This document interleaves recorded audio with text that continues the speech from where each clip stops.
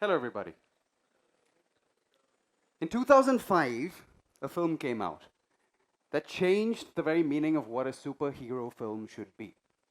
That film was Batman Begins.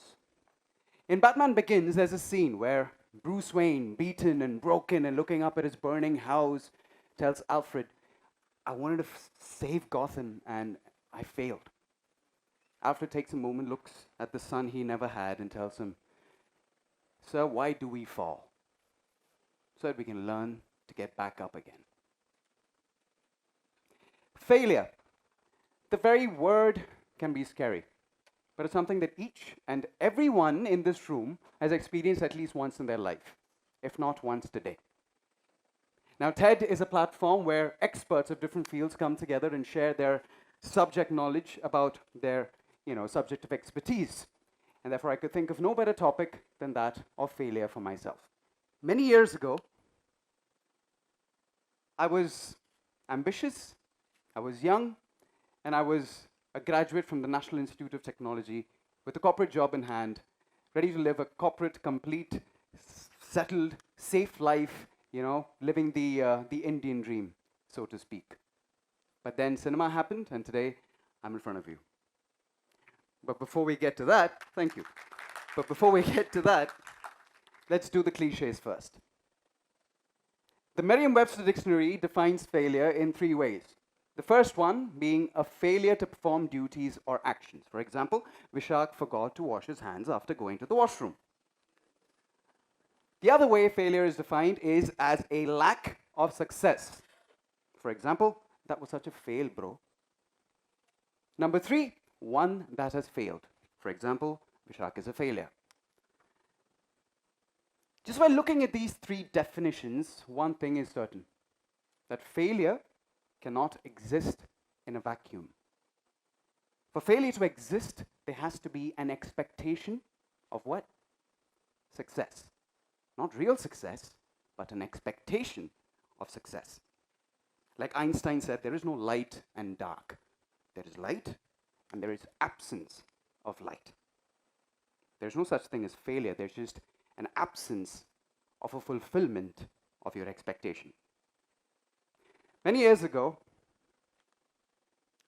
I was like that guy right there in the first slide, standing on top of a cliff, contemplating life, but then life threw a card on the table, an opportunity, one that came once in a lifetime, to live out my lifelong dream of making movies.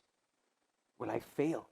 Will I fall flat on my face? Am I going to make a fool out of myself? Am I going to make more money than Sharma ji ka beta? These were my worries. I was stuck. I couldn't take that next step. But then I thought to myself, are these really my fears?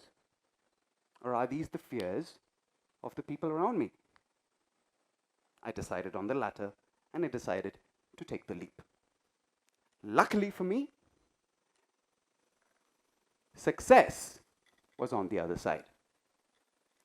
My first feature film, which went by the name of Aanandam, was a major success. It ran to houseful theaters, and my character, Kuppi, became a household name. Things were going really well. I was on cloud 9. I was living my dream. Nothing could go wrong. I was the champion. I was happy. I was winning in life. There was nothing to it. I was so confident, in fact, that I wrote that. In 2016, a 25-year-old Vishak, I know there are some of you who are doing the math and calculating my age, but please focus. In 2016, a 25-year-old Vishak took up a diary and wrote this. It was called The Playbook by Vishak Nair. I wrote something called the North Star, which encapsulated my most valuable dreams for the next 10 years. Some of them include being a lead actor, doing 2 international projects, having 250 crore films under my name, etc., etc., etc. I looked at that again 10 years later, yesterday. But we'll come back to that in a bit. I was on the top of the world. Things were going great. I thought nothing could go wrong. But somewhere, over the next 2 years that followed, I did close to 8, 9 films in those years. I was breaking my back. I was burning the midnight oil. I was working tirelessly, non-stop, one film after the next. And somewhere along the line, success didn't taste as sweet anymore. Something was missing. I was working hard, yes, but it didn't feel right. And somewhere I felt I've forgotten why I started doing this in the first place. I decided to climb that cliff once again. I reached the top of the cliff. I thought to myself, you know what? It's time to induce that failure once again. I thought I'd make the right choice. Everyone else around me thought I was an idiot and that I was an absolute and utter failure. I couldn't understand why, but it really, really made me feel like a failure myself. I went home, I thought about it, didn't find an answer. I hired a therapist, paid a lot of money, got therapy done, still didn't have an answer. One day, lying in bed, staring at the roof, I finally found it. They were measuring my success based on metrics that they had drawn for themselves. I wasn't measuring my success based on something that was true to me, that came from within me. I was comparing myself to Sharma ji ka beta because that's what people around me were doing. Your expectation of success, whatever it may be it becoming a CEO, a serial entrepreneur, an author, whatever it may be, as long as it is from a place of truth and joy that comes from within you, at least you'll fail on your own terms. And that was the first big lesson that failure taught me. But over the next 2 years, I decided to go ahead anyway.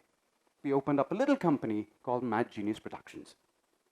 Over that time, I directed, I wrote, and I produced corporate films, ads, and music videos, and a whole bunch of stuff. Got to work with a lot of interesting people. I thought everything was going great.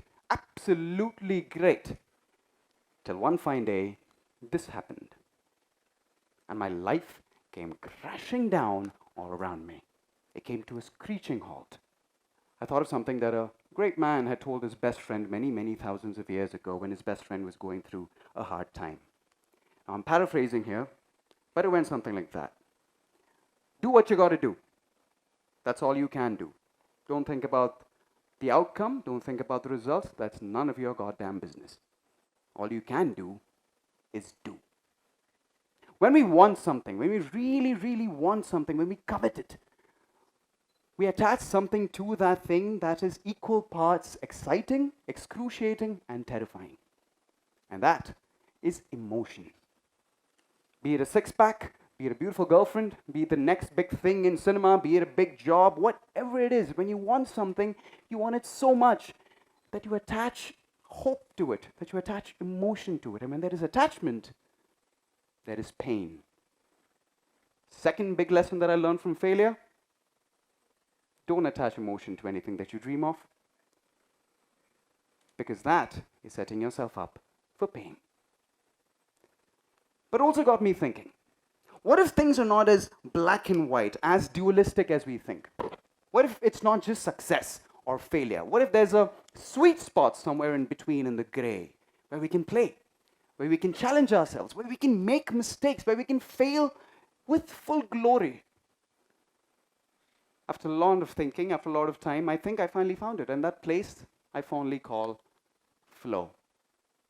A place where you're constantly experimenting. A place where a childless state of play comes into being. No scientist said eureka without saying, God damn it, 100 times before. No CEO started a unicorn without facing 100 horrible pitches before that. And no actor ever gave a performance of note or worth remembering without having the strength and the courage to wear his or her insecurities on their sleeve, to forget about their hairstyle and how their clothes are looking, and go out there and be ready to fail and make a fool out of themselves to find that modicum of truth inside them. Find your flow, my friends. It's beautiful. Fast forward to 2024, and this is what the report card looks like. Any good CBSE student will know that 30% means what? Fail. Thank you very much. And fail I did. But looking back on this today, as a grown man now, as compared to a not so grown man 10 years ago, I can confidently say that this in no way represents the journey that I've been through over the last 10 years. The growth I had emotionally, mentally, as a human being cannot possibly be put into a list that can be tracked every year. Forget about that. What about professional success? Remember we spoke about flow? Yeah? And the risk of sounding corny, I'm going to say something that might come across as the corniest thing you've heard all day. I'm sure you guys have all read about trusting the process, enjoy the process, trust the universe or God or coincidence or whatever it is. But I'm living proof of the fact that when you just put your head down, focus on the task at hand, and just keep swimming, something beyond you, something better than you, something bigger than you, somehow comes to help. And that's when the unexpected happens. The first unexpected thing that happened was a little tiny film called Exit. But Exit was that one film that I thought would change my life. It was a film for which I had to prepare myself, my body and mind, to play a cannibal.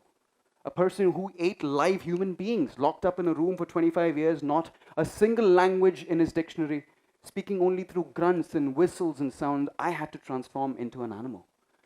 I did that for almost 3 months.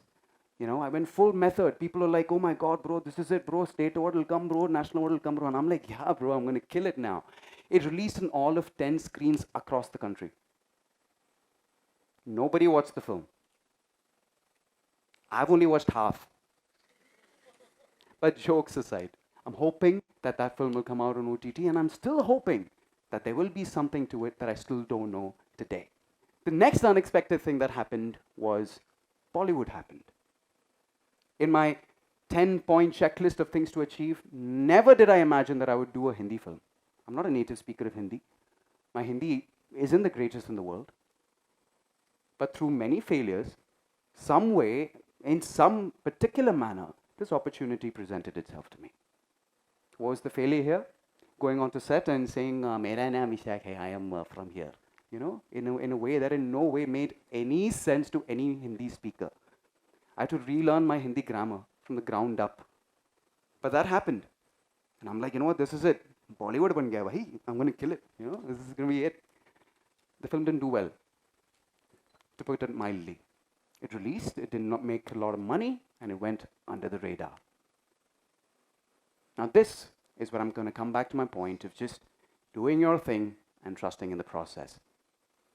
Little did I know that somewhere in those 2-3 months that we spent shooting that film, something must have gone right. Because a year later, someone by the name of Miss Kangana Ranaut called up and asked me to play this dude in her film. Now here I am. Thank you. Now here I am, a Malayali boy from Muvattuvara, Kerala, playing a Kashmiri Pandit fellow. It didn't make any sense to me whatsoever. The first time I got the call, I was thinking, okay, there were a lot of other, Malayali leaders who also got jailed at the time. I could be probably playing one of them, but no. I mean, my surprise was as big as anyone else's. But it didn't come without its, share of difficulties or possible failures. I was expecting to walk into her office and she'd be like, oh my God, you're the best actor I've ever seen. Come inside, man, take the seat and do it. Awesome. But no. The first time the team laid their eyes upon me in my current form and with my angular features, I looked nothing like the real Sanjay Gandhi. And I was tasked with putting on approximately 15 kilos for the role. Not because he had a pot belly, because we wanted rounder, softer features. And I failed miserably at it. And the only reason I was able to get the role, I was able to turn the tide, is because of this person right here, my beautiful wife, who force-fed me all kinds of nonsensical food for all of 4 months. But somehow, it came through, and somehow I shot the film, and somehow, after getting delayed for 3 times already, the film is coming out in a couple of weeks. Here's me hoping that this will go okay this time around. Something all footage happened, and I got to play my first romantic lead role. Something that I've always, that anyone will always, any aspiring actor craves for. And I thought, you know what, this is it. I'm going to be the cute boy, I'm going to play the guitar, You know, the girls are going to fall for me. That's it, bro. Chocolate boy. No one watched the film. If you ask me why, I don't know. But the universe somehow, in some way, the coincidences were too close in between for me to ignore.